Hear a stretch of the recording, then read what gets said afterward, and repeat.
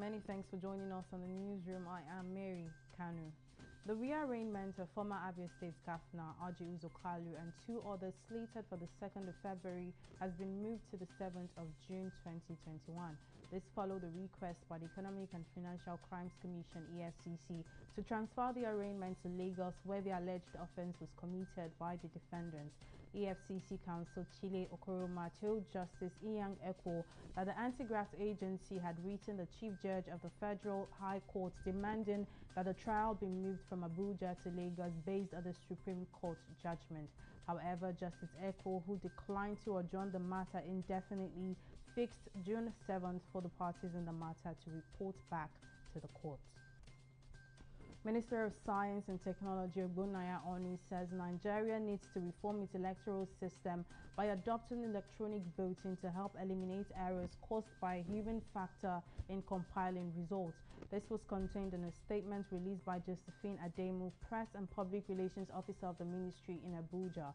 According to the statement, Onu says he is positive that if the country reformed its electoral system and adopted e-voting, election malpractices, fraud and less credible results would be a thing of the past, adding that with this in place, more Nigerians will be willing to participate in the nation's electoral processes. Borno State Governor Babagana Zulum has relieved the State Commissioner of Health Salihu Kwayubara of his position. Special Advisor on Public Relations and Strategy Issa Gusau, who announced this today in Maiduguri, noted that the governor's directive was part of necessary measures to reposition the ministry. The spokesman further disclosed that Zulum had directed his Chief of Staff Issa Husani, who is a professor of pharmacology, to oversee the State Ministry of Health pending the appointment of a new commissioner. Nigeria will receive 16 million doses of the AstraZeneca COVID-19 vaccines before the end of February. This will replace the initial 100,000 doses of the Pfizer and BioNTech approved vaccines expected in the country. The Executive Director of the National Primary Healthcare Development Agency, Faisal Shaub, who announced the new development at the Presidential Task Force briefing on COVID-19, says the initial 100,000 doses of the Pfizer vaccines expected this month are grossly inadequate for Nigeria's large population. And in business, the federal government has assured investors across the country of government's patronage to ensure the growth of their various investments.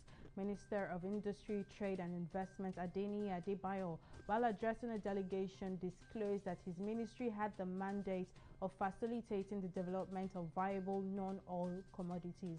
This, he said, was in line with quality management systems geared towards boosting indigenous food and animal production, as well as acceptability at targeted international markets for foreign exchange earnings. And in international, the United Nations has projected fears that the coup in Myanmar will worsen the plight of over 600,000 Rohingya Muslims still in the country. Myanmar's military seized power on Monday in a coup against the democratically elected government of Aung San Suu Kyi, who was detained along with other political leaders in early morning raids. The 15-member UN Security Council plans to discuss Myanmar in a closed-door meeting today. And now in sports, chairperson of the Nigeria Women's Football League, Aisha Falode, has announced February 10th as the resumption date of league matches across the country.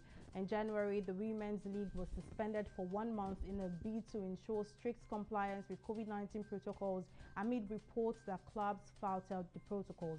In a statement by the NWFL media team, Falode noted that the season would now resume after all the 14 clubs had complied with the COVID-19 preventive protocols, which were established before the commencement of the league on December 9, 2020. And that's it for now in the newsroom. We will be back at the top of the hour for more updates. I am Mary Kanu.